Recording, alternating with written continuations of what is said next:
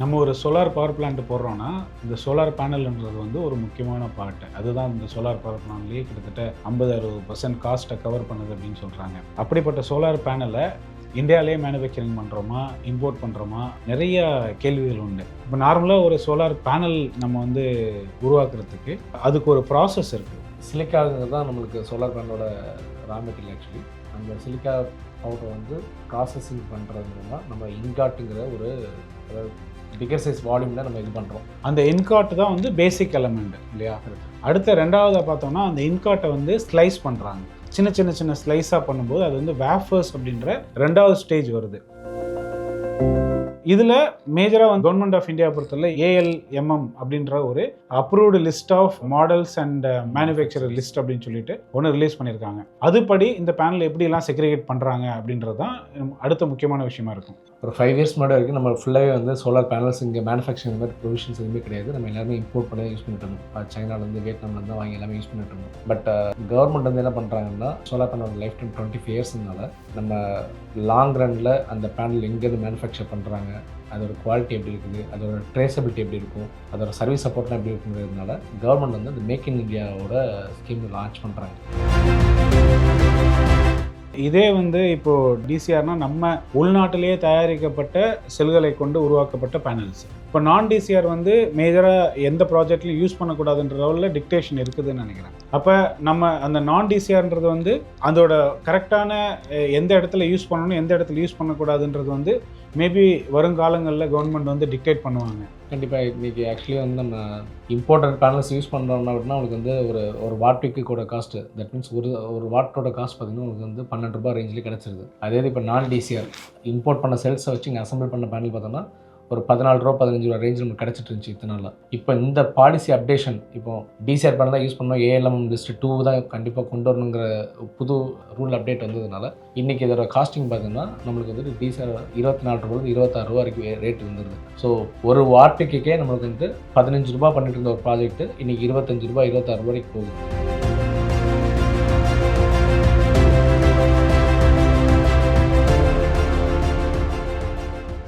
நம்ம ஒரு solar power plant போடுறோன்னா இந்த சோலார் பேனல்ன்றது வந்து ஒரு முக்கியமான பார்ட். அதுதான் இந்த சோலார் பவர் பிளான்ட்லேயே கிட்டத்தட்ட 50-60% காஸ்ட்டை கவர் பண்ணுது அப்படின்னு சொல்கிறாங்க. அப்படிப்பட்ட சோலார் பேனலை இந்தியாவிலேயே மேனுஃபேக்சரிங் பண்ணுறோமா, இம்போர்ட் பண்ணுறோமா, அந்த சோலார் பேனல் எப்படி தயாரிக்கிறாங்க, எப்படி அந்த பேனல் வந்து சூரிய சக்தி வந்து ஒரு எலக்ட்ரிசிட்டி பவரை வந்து கன்வெர்ட் பண்ணி கொடுக்குது, இந்த மாதிரி நிறைய கேள்விகள் உண்டு. இப்போ நார்மலாக ஒரு சோலார் பேனல் நம்ம வந்து உருவாக்குறதுக்கு அதுக்கு ஒரு ப்ராசஸ் இருக்குது. ஒரு பேனலை நம்ம வந்து இந்தியாவில் மேனுஃபேக்சரிங் பண்ணுறோம் இல்லை வேறு ஒரு நாட்டில் மேனுஃபேக்சரிங் பண்ணால் கூட ஒரு ப்ராசஸ் இருக்குது. அந்த சோலார் பேனல் பண்ணுறப்ப 4 ஸ்டேஜ் ஆஃப் ப்ரொடக்ஷன் இருக்குது. அது வந்து இன்காட்டு, வேஃபரு, சோலார் செல்ஸு, மாடியூல்ஸு, அப்புறம் தான் இது பவர் பிளான்ட்டாக நம்மளுக்கு நம்ம கண்ணுக்கு பார்க்குறது பவர் பிளான்ட் சொல்லுவோம். ஸோ இந்த 4 ஸ்டேஜஸ் வந்து ப்ரொடக்ஷன் கொண்டு வரும். சிலிக்காங்கிறது தான் நம்மளுக்கு சோலார் பேனலோட ரா மெட்டீரியல். ஆக்சுவலி அந்த சிலிக்கா பவுடர் வந்து ப்ராசஸிங் பண்ணுறது மூலமாக நம்ம இன்காட்டுங்கிற ஒரு பிகர் சைஸ் வால்யூமில் நம்ம இது பண்ணுறோம், கட் பீசஸ் மாதிரி இது பண்ணுறோம். ஸோ அதை வந்து இன்காட்டு நம்ம சொல்கிறோம். அந்த இன்காட் தான் வந்து பேசிக் எலமெண்ட் இல்லையா? அடுத்த ரெண்டாவதாக பார்த்தோம்னா அந்த இன்காட்டை வந்து ஸ்லைஸ் பண்ணுறாங்க.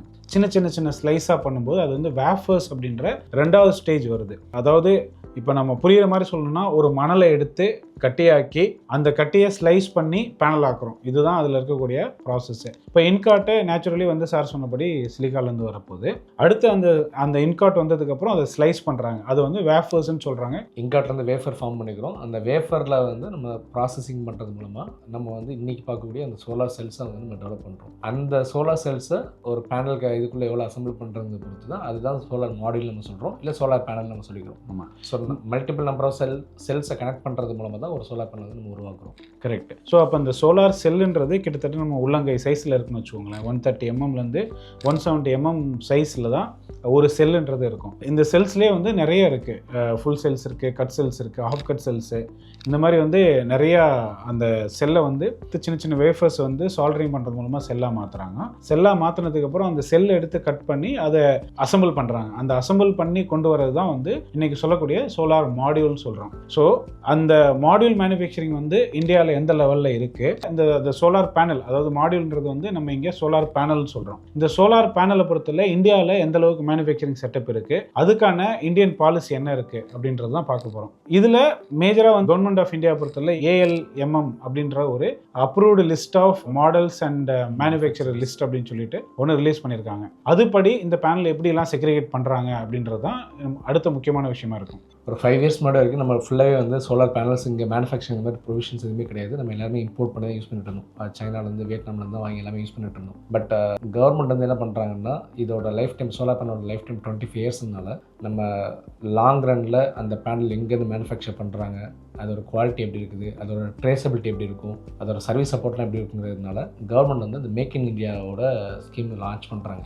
ஸோ இம்போர்ட்டோட வந்து ரெடியூஸ் பண்ணிவிட்டு இந்த பேனலோட 25 இயர்ஸ் லைஃப் டைம் சப்போர்ட் பண்ணுங்கிறதுக்காக கவர்மெண்ட் இனிஷியேட் பண்ணால் தான் வந்து make in India scheme. So அதில் வந்துட்டு இங்கேயே வந்து சோலார் பேனல்ஸ் மேனுஃபேக்சர் பண்ணுறதுக்காக கவர்மெண்ட் வந்து பாலிசிஸ் இம்போஸ் பண்ணிக்கிறாங்க. ஸோ அதோட தான் வந்து ALMM நம்ம சொல்கிறோம், approved list of models and manufacturers. So இதை வந்து கவர்மெண்ட் வந்து ஒரு ரெகுலேஷன்ஸ் கொண்டு வந்திருக்கிறாங்க. இந்த ALMM அப்படின்றத பார்த்தோன்னா 2 ஸ்டேஜாக வந்து இப்போ கவர்மெண்ட் கொண்டு வந்திருக்காங்க. ALMM 1, ALMM 2 அப்படின்றது. அதாவது மேக் இன் இந்தியா கான்செப்டில் சோலாரோட மாடியூல்ஸ் வந்து நிறைய வந்து சைனாலேருந்து, ஜெர்மன்லேருந்து, யூஎஸ்லேருந்து இம்போர்ட் பண்ணிட்டு இருக்காங்க. அதை அவாய்ட் பண்ணுறதுக்கு நம்ம இன்னவுஸாக, அதாவது இந்தியாவுக்குள்ளேயே மேனுஃபேக்சரிங் பண்ணக்கூடிய கம்பெனிஸை உருவாக்கணும் அப்படின்றதுல ஸ்டெப் பை ஸ்டெப்பாக வந்து இந்தியன் கவர்மெண்ட் வந்து பாலிசிஸை கொண்டு வராங்க. ஃபஸ்ட்டு இந்த ALMM 1ன்றது வந்து மாடியூல், நம்ம அந்த சொன்னோம் இல்லையா, செல்லை எடுத்து அசம்பிள் பண்ணுறோம், பேனலாக அசம்பிள் பண்ணுறோம். அந்த பேனலாக அசம்பிள் பண்ணுறத இந்தியாவில் பண்ணணும் அப்படின்றத ஃபஸ்ட்டு ஒரு லிஸ்ட்டாக கொண்டு வந்தாங்க. அந்த லிஸ்ட்டில் வரும்போது ஆட்டோமேட்டிக்காக நீங்கள் செல்லு அப்ராட்லேருந்து இம்போர்ட் பண்ணிக்கலாம், இல்லை நீங்கள் செல்லை மேனுஃபேக்சரிங்கே பண்ணிக்கலாம், பண்ணி நீங்கள் பேனலாக அசம்பிள் பண்ணுங்க அப்படின்றது தான் ஃபஸ்ட்டு லிஸ்ட்டில் வந்தது. இதை பண்ணும்போது DCR, நான் DCR அப்படின்ற 2 விதமாக கொண்டு வராங்க. அதாவது DCRன்றது வந்து டொமஸ்டிக் கண்டென்ட் ரெக்குவயர்மெண்ட்டு, நான் DCR வந்து நான் டொமஸ்டிக் கண்டென்ட் ரெக்குவயர்மெண்ட். இதில் என்ன வித்தியாசப்படுது, நார்மலாக வந்து DCRன்றப்போ வந்து செல்லே வந்து இந்தியாவில் மேனுஃபேக்சரிங் பண்ணுறோம், நான் DCRன்றப்போ வந்து இம்போர்ட் பண்ண செல்லை பேனலை நம்ம அசம்பிள் பண்ணுறோம். இது 2 விஷயமா இருக்குது. இந்த 2 விஷயம் ALMM 1ல் எவ்வளோ பேர் அப்ரூவ் ஆகிருப்பாங்க? அதான் இப்போ நீங்கள் சொன்ன மாதிரி ALMM லிஸ்ட் 1ங்கிறது வந்துட்டு செல்ஸை வந்து நீங்கள் இம்போர்ட் பண்ணிக்கலாம், இங்கே அசம்பிள் பண்ணுறது, அதுதான் வந்து லிஸ்ட் 1ல் உள்ளது. ஸோ லிஸ்ட் 1 வந்து 2019 இந்த லிஸ்ட் வந்துகிட்டே இருந்தாலும் இப்போ லேட்டஸ்ட்டாக மே 2026 வரைக்கும் உள்ள லிஸ்ட் எப்படி பார்த்தீங்கன்னா கிட்டத்தட்ட 200க்கும் மேற்பட்ட ஜிகாவாட் வரைக்கும் ப்ரொடக்ஷன் பண்ணக்கூடிய கெப்பாசிட்டிஸ் இந்தியாவில் அப்ரூவ் பண்ணியிருக்கிறாங்க. ஸோ எந்த கம்பெனியில் எவ்வளோ கெப்பாசிட்டி மிஷின்ஸ் இருக்குது, ரன் பண்ண முடியுங்கிறத அவங்க லிஸ்ட்டு கொடுத்துருக்குறாங்க. ஸோ இதை வந்து எவ்ரி மந்த் வந்து அவங்க வந்து அப்டேட் பண்ணிட்டே இருக்கிறாங்க. ஸோ இன்னி டேட்டில் ALMM லிஸ்ட் 1 படி இம்போர்ட்டட் செல்ஸ் யூஸ் பண்ணி இங்கே அசம்பிள் பண்ணக்கூடிய மாடியூல்ஸ் கெப்பாசிட்டி பார்த்தீங்கன்னா 200+ ஜிகாவாட் ப்ரொடக்ஷன் கெப்பாசிட்டி வந்து இங்கே அவைலபிளாக இருக்குது. ஸோ இப்போ DCR அப்படின்னு எடுத்தாலும், நான் DCRனு எடுத்தாலும், மொத்தமாக ALMM 1 அப்படின்றதுல வந்து டோட்டல் அவுட்புட் நம்மளால் வந்து 200 ஜிகாவாட் வந்து ப்ரொடியூஸ் பண்ண முடியுது. இதில் DCRங்கிறத வந்து நம்ம செல்ஸுமே இந்தியாவில் மேனுஃபேக்சர் பண்ணி சொல்கிறோம். ஸோ இந்தியன் மேக் செல்லாக இருந்தாலும் சரி, இம்போர்ட்டட் செல்ஸாக இருந்தாலும் ரெண்டையும் அசம்பிள் பண்ணக்கூடிய கெப்பாசிட்டிக்கு தான் அந்த 200+ ஜிகாவாட் கெப்பாசிட்டி நீங்கள் இந்தியாவில் இருக்குது. பட் அதோட கண்டினியூஷனாக வந்துட்டு ALMM லிஸ்ட் 2ன்னு சொல்லிட்டு இப்போ லான்ச் பண்ணி இப்போ ஜூன் 2026 1ஆம் கொண்டு வந்திருக்கிறாங்க. ஸோ அதில் என்ன பண்ணுறாங்கன்னா, இங்கே இந்தியாவிலேயே வந்து இன்னோஸ் production capacity for the cell manufacturing. So solar பேனலுக்கு தேவையான சோலார் செல்ஸ் மேனுஃபேக்சரிங் வந்து அந்த லிஸ்ட்டில் கொண்டு வராங்க. ஸோ அந்த லிஸ்ட் வந்து இப்போ அந்த ஜூன் 2026 தான் ஃபஸ்ட்டு லிஸ்ட் வந்து, அதாவது 7 ரிவிஷன் போயிருக்குது, பட் இப்போ தான் இம்ப்ளிமெண்ட் பண்ணுறாங்க. ஸோ இதில் பார்த்தோம்னா இன்னைய டேட்டில் வந்து 30 ஜிகாவாட் வரைக்கும் ப்ரொடக்ஷன் பண்ணக்கூடிய கெப்பாசிட்டிஸ் வந்து இருக்குது அப்படிங்கிறது லிஸ்ட் அவுட் பண்ணிக்கிறாங்க. அதாவது செல் மேனுஃபேக்சரிங் கெப்பாசிட்டி இந்தியாவில் வந்து 30 ஜிகாவாட் இருக்குது. அதே மாடியூல் மேனுஃபேக்சரிங், அதாவது பேனலாக மேனுஃபேக்சரிங் பண்ணக்கூடியது வந்து 200 ஜிகாவாட்டுக்கு மேலே இருக்குது. அப்போ இந்த செல்லை, இந்த 30 ஜிகாவாட் இருக்கக்கூடிய செல்லை எடுத்துகிட்டு போயிட்டு 200 ஜிகாவாட்டுக்கான பேனலை மேனுஃபேக்சரிங் பண்ண முடியாது. அப்போது அந்த செல்லுக்கும் மாடியூலுக்கும் இடைப்பட்ட கேப்பு கிட்டத்தட்ட 170 ஜிகாவாட் கிட்ட கேப் இருக்குது. அந்த கேப்பை வந்து கவர்மெண்ட் எப்படி ஃபில்ஃபில் பண்ண போகிறாங்கன்னு நினைக்கிறீங்க? இல்லை, ஆக்சுவலி வந்துட்டு இப்போ இந்த மே 2026 வரைக்குமே நம்ம என்ன பண்ணிட்டு இருந்தோம்னா வந்துட்டு கவர்மெண்ட் ஸ்கீம் ப்ராஜெக்ட்ஸ் லைக் இந்த சப்சிடி ரெசிடென்ஷியலோ இல்லை ஃபார்மர்ஸ்குள்ள PM குசும் ப்ராஜெக்ட்ஸ், இந்த மாதிரி ப்ராஜெக்ட்ஸ் மட்டும்தான் வந்துட்டு நீங்கள் DCRங்கக்கூடிய இங்கேயே தயாரித்து செல்ஸ் யூஸ் பண்ணி மேனுஃபேக்சர் பண்ண பேனல்ஸ் யூஸ் பண்ணணும்னு சொல்லியிருந்தாங்க. மற்றபடி லைக் நான் சப்சிடி ரெசிடென்ஷியல் ஆகட்டும், இல்லை ஒரு கமர்ஷியல் இண்டஸ்ட்ரியல் ப்ராஜெக்ட்டு, இல்லை ஒரு ப்ரைவேட்டாக ஒருத்தவங்க பண்ணிக்கிறாங்கன்னா அவங்க எல்லாருமே வந்து நான் DCR, that means imported cells use பண்ணி இங்கே அசம்பிள் பண்ண பேனல்ஸ் யூஸ் பண்ணலாங்கிறதா இருந்துட்டு இருந்த ஸ்கீம். பட் இப்போ ஜூன் 1, 2026 கம்பல்சரி வந்து ஏஎல்எம்எம் லிஸ்ட் 2, தட் மீன்ஸ் இங்கேயே செல் மேனுஃபேக்சர் பண்ணி வரக்கூடிய பேனல் யூஸ் பண்ணி தான் பண்ணணும்னு சொல்லிட்டு இப்போ இம்ப்ளிமெண்டேஷன் பண்ணிக்கிறாங்க. ஸோ அதோட இம்பேக்ட் தான் இப்போ நீங்கள் சொல்கிறது. ஸோ 30 GW தான் நம்மளோட செல் ப்ரொடக்ஷன் கெப்பாசிட்டி இருக்குது. பட் அந்த செல்ஸ் அசம்பிள் பண்ணக்கூடிய யூனிட்ஸ் பார்த்திங்கன்னா ஒரு 200 GW வரைக்கும் நம்மளுக்கு மேனுஃபேக்சரிங் யூனிட்ஸ் அவைலபிளாக இருக்கிறாங்க. ஆஸ் வெல் அஸ் நம்மளோட ரெக்யர்மெண்ட்டுமே பார்த்திங்கன்னா வருஷத்துக்கே ஒரு 50 GW மேலே நம்மளுக்கு தேவைப்படுது. ஸோ இப்போ வந்து அந்த ப்ரொடக்ஷனோட வந்து மிஸ்மேட்ச் இருக்குது. செல்லோட ப்ரொடக்ஷனுக்கும் அசம்பிளிங் யூனிட்டோட ப்ரொடக்ஷனுக்கும் நம்மளோட மார்க்கெட் ரெக்யர்மெண்ட் மூணுமே வேறு ஃபிகர்ஸ் இருக்கணும். ஸோ 30 GW செல் ப்ரொடக்ஷன் வச்சுக்கிட்டு 50 GW தேவையை ஃபுல்ஃபில் பண்ணுறதுக்கு 200 GW அளவுக்கு அசம்பிள் பண்ணக்கூடிய யூனிட்ஸ் இருக்கிறாங்க. ஸோ இந்த ஒரு மிஸ்மேட்ச் வந்து கிரியேட் ஆகுது. ஸோ இதோட இம்பேக்ட் தான் இப்போ வந்து நம்ம எப்படி எதிர்கொள்கிறோங்கிறத பார்க்கணும். அண்ட் கவர்மெண்ட்டு அதை எப்படி எடுத்துகிட்டு போகிறாங்கிறது நம்ம ஸ்டடி பண்ணலாம். இதே வந்து இப்போது டிசிஆர்னால் நம்ம உள்நாட்டிலேயே தயாரிக்கப்பட்ட செல்களை கொண்டு உருவாக்கப்பட்ட பேனல்ஸ். இப்போ நான் டிசிஆர் வந்து மேஜராக எந்த ப்ராஜெக்ட்லையும் யூஸ் பண்ணக்கூடாதுன்ற லெவலில் டிக்டேஷன் இருக்குதுன்னு நினைக்கிறேன். அப்போ நம்ம அந்த நான் டிசிஆர்ன்றது வந்து அதோட கரெக்டான எந்த இடத்துல யூஸ் பண்ணணும், எந்த இடத்துல யூஸ் பண்ணக்கூடாதுன்றது வந்து மேபி வருங்காலங்களில் கவர்மெண்ட் வந்து டிக்டேட் பண்ணுவாங்க. ஸோ ஒருவேளை இந்த டிசிஆர் பேனல் மட்டுமே நம்ம வந்து யூஸ் பண்ணணும் அப்படின்ற சுச்சுவேஷனில் இந்த டிசிஆர் பேனல் வந்து எல்லாருமே வாங்கி யூஸ் பண்ணக்கூடிய அஃபோர்டபுள் ரேட்டில் இல்லை.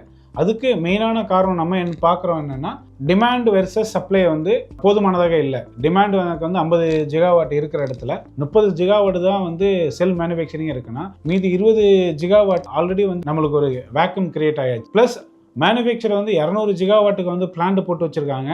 அவங்களுக்கு வந்து இந்த 50ன்றதே வந்து இட் இஸ் ஜஸ்ட் 25% தான். அப்போ அவங்களுக்கு 25% ப்ரொடக்ஷன் ரன் பண்ணுறதுக்கே அங்கே செல் இல்லை. அப்படிங்கிறப்போ அங்கே ஒரு மேஜர் டிமாண்ட் கிரியேட் ஆகுது ப்ரைஸ் ஹைக் ஆகிறதுக்கு. அப்போ இந்த எல்லாமே பேலன்ஸ் பண்ணி வருங்காலங்களில் எந்த மாதிரி இன்வெஸ்ட்மெண்ட்டை உள்ளே கொண்டு வர போகிறாங்க இந்த செல் மேனுஃபேக்சரிங்கில் அப்படின்றது அடுத்த ஒரு முக்கியமான எதிர்பார்ப்பாகவே இருக்குது. அடுத்த லெவலில் வந்து ALMM 3ன்றது வரத்துக்கும் வாய்ப்புகள் இருக்குது. அதை வந்து நம்ம இந்த வேஃபர்ஸை வந்து இந்தியாவிலேயே பண்ணணும் அப்படின்ற பாலிசியையும் முன்னெடுப்பாங்க. அடுத்து இன்காட்டை உள்ளே பண்ணணும் அப்படின்னு. ஸோ இந்த ஓவரால் வந்து இந்த டோட்டல் தேவைகளை இந்த சோலாரோட பேனலாக இருக்கட்டும், செல்லாக இருக்கட்டும், வேஃபராக இருக்கட்டும், இன்காட்டாக இருக்கட்டும், இது எல்லாமே இந்தியாவிலேயே பண்ணணுன்றதான் வந்து நம்ம கவர்மெண்டோட நோக்கமாக இருக்குது. அதை வந்து இம்போர்ட் அவாய்ட் பண்ணுறோன்றதும் வந்து மேஜர். பட் இதை இம்ப்ளிமெண்ட் பண்ணுற ஸ்டேஜ் வந்து யாருக்கும் பெரிய பிரச்சனைகள் வராமல், காஸ்டோட இம்பேக்ட் வந்து மக்களை போய் சேராமல் எந்த அளவுக்கு வந்து அதை ஸ்மூத்தாக வந்து இம்ப்ளிமெண்ட் பண்ணுறாங்களோ அந்த லெவலுக்கு தான் வந்து இந்த பாலிசியோட சக்ஸஸும் அமையும்னு நினைக்கிறேன்.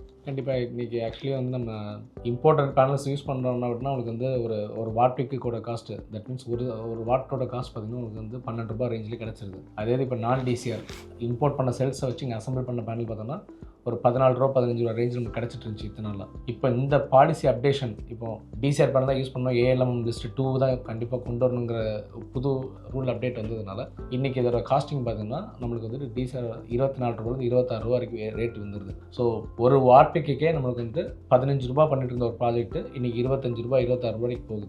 10 rupees per வாட்டுங்கிறது வந்து இன்றைக்கி வந்து அந்த ஒரு டிஃப்ரென்ஸ், ஹியூஜ் டிஃப்ரென்ஸ் ஆக்சுவலாக. அதாவது சைனாவில் வந்து 8 ரூபாய் per watt Indian currency value எடுத்து பார்த்தா கூட 10 ரூபாய்க்குள்ள tier 1 A class cells use பண்ணக்கூடிய நம்ம பேனல்ஸ் வந்து டயர் 1 பேனல்ஸ் வாங்க முடியும் 10 ரூபாய்க்குள்ளேயே. அந்த 10 ரூபாய்க்குள்ள பேனலாகவே வாங்க முடியுது. அதே இந்தியாவில் அப்ராட்லேருந்து இம்போர்ட் பண்ண செல்லை வச்சு மேனுஃபேக்சரிங் பண்ண பேனலை 15 ரூபா 16 ரூபாய்க்கு நம்மளுக்கு கிடைக்குது. ஸோ கிட்டத்தட்ட 60% வந்து ரேட் வித்தியாசம் இருக்குது இந்தியாவில் மேனுஃபேக்சரிங் பண்ண வரும் பொழுது. ஜஸ்ட் செல்லை எடுத்து பேனலாக மேனுஃபேக்சரிங் பண்ணுறது நம்மளுக்கு 60%. இதே விஷயத்த நம்ம செல்லை இன்னோஸாக மேனுஃபேக்சரிங் பண்ணி ஒரு பேனலாக மேனுஃபேக்சரிங் பண்ணும்போது நம்மளோட காஸ்ட்டு 25 ரூபாய் 26 ரூபாய் ஆகுது. அது கிட்டத்தட்ட 10 ரூபான்றது வந்து 25 ரூபா ஆகும்போது 15 ரூபாய் வித்தியாசம். ஆல்மோஸ்ட் வந்து 150% வந்து அடிஷனல் காஸ்ட் பர்டன் வந்து இந்தியன் கன்சியூமர் மேலே வருது. ஸோ இன்ஹவுஸ் மேனுஃபேக்சரிங் போகிறோம், மேக் இன் இந்தியாவில் போகிறோம் அப்படின்றதுனால எந்த அளவுக்கு நம்மளோட பையிங் காஸ்ட் வந்து அதிகமாகுதுன்னா பேனல்னு வரும்போது 60% ஆகும், அந்த செல் மேனுஃபேக்சரிங்கே உள்ளே கொண்டு வந்து வரும்போது 150% ஆகும். இதோட ப்ரொக்ரெசிவ் ப்ரைஸ் ஹைக்குன்றது வந்து போகுது. அப்போ இந்த 150% ப்ரைஸ் ஹைக்குன்றது ஆட்டோமேட்டிக்காக அந்த ப்ராஜெக்ட் காஸ்ட்டில் தானே விழும். அப்போ என்ன மாதிரியான யுக்திகளை பண்ணி நம்ம ஆர்ஓஐ வந்து நம்ம லிமிட் பண்ண முடியும் ஆல்ரெடி இருக்கக்கூடியதில்? இல்லை, இந்த ப்ரைஸிங் இம்பாக்ட் வந்து கம்பல்சரி உங்களுக்கு ப்ராஜெக்டோட ரிட்டர்ன் ஆஃப் இன்வெஸ்ட்மெண்ட் வந்து அஃபெக்ட் பண்ண தான் செய்யும். ஸோ அதனால தான் இன்றைக்கி இருக்கக்கூடிய பெரிய லார்ஜ் ஸ்கேல் ப்ராஜெக்ட்ஸு இல்லை ஒரு கமர்ஷியல் இண்டஸ்ட்ரியல் கிளைண்ட்ஸ் எல்லாமே வந்து கொஞ்சம் யோசிச்சுட்டு இருக்கிறாங்க, நம்ம ப்ரொசீட் பண்ணலாமா வேணாமா சொல்லிட்டு. ஸோ கவர்மெண்ட் இது எல்லாமே வந்து கவனத்தை எடுத்துக்கிட்டு எம்என்ஆர்இ வந்து இதுக்கு தகுந்த ஒரு வழிகாட்டு நெறிமுறைகளை இது பண்ணாங்கன்னா நம்மளுக்கு வந்து கொஞ்சம் நல்லாயிருக்கும். ஏன்னா நார்மலாகவே வந்து நம்மளுக்கு வந்து ஒரு ப்ராஜெக்டோட ரிட்டர்ன் ஆஃப் இன்வெஸ்ட்மெண்ட் வந்து ஒரு 7 வருஷத்துலேருந்து 8 வருஷம் ஆகும். பட் இன்றைக்கி இந்த ப்ரைஸ் ஹைக்குனால நம்ம பார்த்தோம் அப்படின்னா கிட்டத்தட்ட ஒரு 15 வருஷத்துக்கு மேலே போகிற மாதிரி ஆயிடும். அப்போது ஒரு இன்வெஸ்ட்மெண்ட் பாயிண்ட் ஆஃப் வியூலையும் ஒரு சேவிங்ஸ் பாயிண்ட் ஆஃப் வியூவில் ஒருத்தங்க இந்த ப்ராஜெக்ட் எடுத்துகிட்டு போகணும்னு நினச்சாங்கன்னா அது கண்டிப்பாக ஒரு யோசிக்கக்கூடிய ஒரு விஷயமாக தான் இருக்குது. ஏன்னா டபுள் த டைம் நம்ம வந்து வெயிட் பண்ணுற மாதிரி இருக்கும் இந்த ஒரு பாலிசி இம்பேக்ட்னால. இப்போ இந்த காஸ்டிங்கு, இந்த அவைலபிலிட்டி, இந்த ஸ்கேர்சிட்டி இதெல்லாம் வந்து கவர்மெண்ட்டு கவனத்தை எடுத்துக்கிட்டு ஒரு கரெக்டான ஒரு லேயர் ஃபார்ம் பண்ணுறாங்க. இந்தந்த ஸ்கீம்ஸில் இந்த ப்ராஜெக்ட்ஸுக்கு நீங்கள் வந்து டிசிஆர் யூஸ் பண்ணிக்கோங்க, இல்லை இதெல்லாம் வந்து நான் டிசிஆர் யூஸ் பண்ணிக்கலாம். அது மாதிரி ஒரு செக்ரிகேட் பண்ணி ரூஃப் டாப்பு, யூட்டிலிட்டி ஸ்கேலு, இந்த மாதிரி கவர்மெண்ட் ப்ராஜெக்ட்ஸு, ப்ரைவேட் ப்ராஜெக்ட்ஸு, இந்த மாதிரி ஒரு ஐடென்டிஃபிகேஷன் பண்ணி அதுக்கு கரெக்டான ஒரு இன்ஸ்ட்ரக்ஷன்ஸ் பாஸ் ஆன் பண்ணாங்கன்னா தான் நம்ம இந்த இண்டஸ்ட்ரி வந்து சர்வே பண்ண முடியும். அண்ட் அப்போ தான் வந்து அதை இன்வெஸ்ட்மெண்ட் பண்ணக்கூடிய கஸ்டமர்ஸுக்கும் அது ஒரு பெனிஃபிட்டபுளாகவும் இருக்கும். அதுதான் ஒரு அட்ராக்டிவான ஒரு மாடலாக இருக்கும். இந்தியாவில் பண்ணக்கூடிய ப்ராஜெக்ட்டுக்கு இந்த ஜூன் 1ஆம் தேதி 2026 அப்புறம் பண்ணக்கூடிய ப்ராஜெக்ட் எல்லாமே 100% டிசிஆர் பேனல்ஸ் தான் யூஸ் பண்ணுன்ற ஒரு மேண்டேட் வந்திருக்குது. அந்த 100% டிசிஆர் தான் யூஸ் பண்ணுன்றப்ப எல்லாத்துக்குமே அதை யூஸ் பண்ணுமா, இல்லை வேறு ஏதாவது எக்ஸம்ஷன் இருக்கா அப்படின்றத நோக்கி தான் நம்ம இந்த சோலார் இபிசி கம்பெனிஸ் எல்லாமே வந்து எம்என்ஆர் நோக்கி கேள்வி கேட்குறாங்க. அந்த மாதிரி எக்ஸ்டென்ஷனுக்கோ இல்லை வந்து இதில் வந்து ரிலாக்ஸேஷன் கொடுக்கறதுக்கோ ஏதாவது வாய்ப்புகள் இருக்கா கவர்மெண்ட்லேருந்து? ஆக்சுவலி வந்து May 25, 2026 வந்து ஒரு நோட்டிஃபிகேஷன் கொடுத்துருக்குறாங்க. ஸோ அதில் என்ன சொல்கிறாங்கன்னா, நான் டிசைர் யூஸ் பண்ணிட்டு இருந்த ப்ராஜெக்ட்ஸ் எல்லாமே வந்து 31/5, தட் மீன்ஸ் May 31 அந்த ப்ராஜெக்ட் கம்ப்ளீட்டாக கமிஷனிங் பண்ணி முடிச்சிருக்கணும். ஏதோ ஒரு காரணத்தினால அந்த ப்ராஜெக்ட் வந்து கமிஷனிங் பண்ண முடியல, பட் ப்ராஜெக்ட் இனிஷியேட் பண்ணியாச்சு, ப்ராக்ரஸ் இருக்குது, கமிஷனிங் பண்ணிக்க முடியல அப்படிங்கிறவங்களுக்கு வந்துட்டு ஒரு எக்ஸம்ஷன் கொடுத்துருக்குறாங்க. ஸோ அவங்களுக்கு என்ன ஒரு இன்ஸ்ட்ரக்ஷன்ஸ் பாஸ் பண்ணுறாங்க அப்படின்னா, நம்மளுக்கு டிசிஆர் போர்ட்டல்னு ஒரு வெப்சைட் நம்ம லைவில் யூஸ் பண்ணிட்டு இருக்கிறோம். ஸோ அது மூலமாக எல்லாமே நம்ம செல்ஸு, பேனல்ஸ் எல்லாமே நம்ம ட்ராக்கிங் பண்ணிட்டு இருக்கோம். ஸோ அதுலேயே வந்து ஒரு ஆடானாக வந்து ஒரு ஆப்ஷன்ஸ் கொடுத்துருக்குறாங்க. ஸோ அந்த ஆப்ஷன் மூலமாக உள்ளே போயிட்டு நம்ம வந்து அப்ளை பண்ணணும். லைக் எதனால் நம்ம ப்ராஜெக்ட் டிலே ஆச்சு, ஸோ எதனால் நம்மளால் அந்த ப்ராஜெக்ட் வந்து கமிஷனிங் பண்ணிக்க முடியலங்கிறதுனால ஜஸ்டிஃபிகேஷன்ஸ் நம்ம கொடுக்கணும். நார்மலாக வந்து 2 கேட்டகரியாக பிரிச்சிருக்கிறாங்க. ஸோ ஃபஸ்ட்டு கேட்டகரி வந்துட்டு ப்ராஜெக்ட் எல்லாமே கம்ப்ளீட் பண்ணிட்டேன், கமிஷனிங் மட்டும் ஆகலைங்கிறது வந்து கேட்டகரி 1ன்னு கொடுத்துருக்காங்க. கேட்டகரி 2 பொறுத்த வரைக்கும் அதோட இன்ஸ்ட்ரக்ஷன்ஸ்லாம் பார்க்குற பட்சத்தில் அது மெயினாக வந்து utility scale, that means solar farm related தான் அதில் வந்து அந்த க்ரைட்டீரியா கொண்டு வந்துருக்குறாங்க. லைக் லேண்ட் எவ்வளோ தூரம் வாங்கியிருக்கிறாங்க, டிராயிங் சிஇஜியில் வந்து டிராயிங் அப்ரூவல் வாங்கியிருக்கிறாங்களா, இல்லை பேனல்ஸ் ஃபுல்லாக அங்கே டெலிவரி ஆகிடுச்சா, இல்லை எவ்வளோ அசம்பிள் பண்ணியிருக்கிறாங்க. ஸோ இந்த மாதிரி ஒரு 4-5 பாயிண்ட்ஸ் கொண்டு வந்துருக்குறாங்க. அது ஓவரால் நம்ம பார்க்குறப்ப பார்த்தோம்னா இந்த May 25 கொடுத்த நோட்டிஃபிகேஷன் 31 மேக்குள்ளே எதெல்லாம் கமிஷன் பண்ண முடியல அவங்கள எக்ஸ்டென்ஷன் வாங்கிக்கோங்கன்னு சொன்ன அந்த இதில் பார்த்தோம்னா அது மேஜராக வந்து நம்மளுக்கு net metering projects, that means open access ப்ராஜெக்ட்ஸ்னு சொல்லிட்டு solar farm related utility scale project தான் அதில் ஃபோக்கஸ் பண்ணுறாங்க. பட் அது இபிசி டெவலப்பர்ஸாக இல்லை ஒரு நம்ம எல்லாருமே என்ன கேட்குறோம் அப்படின்னா, ரூஃப்டாப் செக்மெண்ட்டுங்கிறது இல்லை எங்கேயோ ஹிடன் ஆயிடுச்சோம் மிஸ் ஆன மாதிரி இருக்குது. கேள்வி இருக்குது. சிஎன்டே செக்மெண்ட்டும் ரூஃப்டாப் செக்மெண்ட்டும் கண்டிப்பாக வந்து அதை பற்றின ஒரு தெளிவான புரிதலே இல்லைன்றது தான் இந்த ஒரு நோட்டிஃபிகேஷன்லேருந்து தெரிகிறது. அதுக்கான விவரங்களை வருங்காலங்களில் கவர்மெண்ட் கொடுப்பதன் மூலமாக இந்த டிமாண்டை வந்து மேட்ச் பண்ணுறதுக்கும் ப்ரைஸை வந்து கண்ட்ரோலில் வச்சுக்கிறதுக்கும் ஒரு வாய்ப்பாக இருக்கும்னு நினைக்கிறோம். ஸோ இந்த மாதிரி விஷயங்களை நீங்கள் மேலும் தெரிஞ்சுக்கணுன்னா நம்ம சேனலை சப்ஸ்கிரைப் பண்ணுங்கள். உங்களோட நண்பர்களுக்கு இதை ஷேர் பண்ணுறது மூலமாக சோலாரை பற்றின அவேர்னஸும் எலக்ட்ரிக்கல் பற்றின நாலேஜும் உங்களுக்கு உங்களோட மொபைலுக்கு வந்து சேரும். நன்றி, வணக்கம்.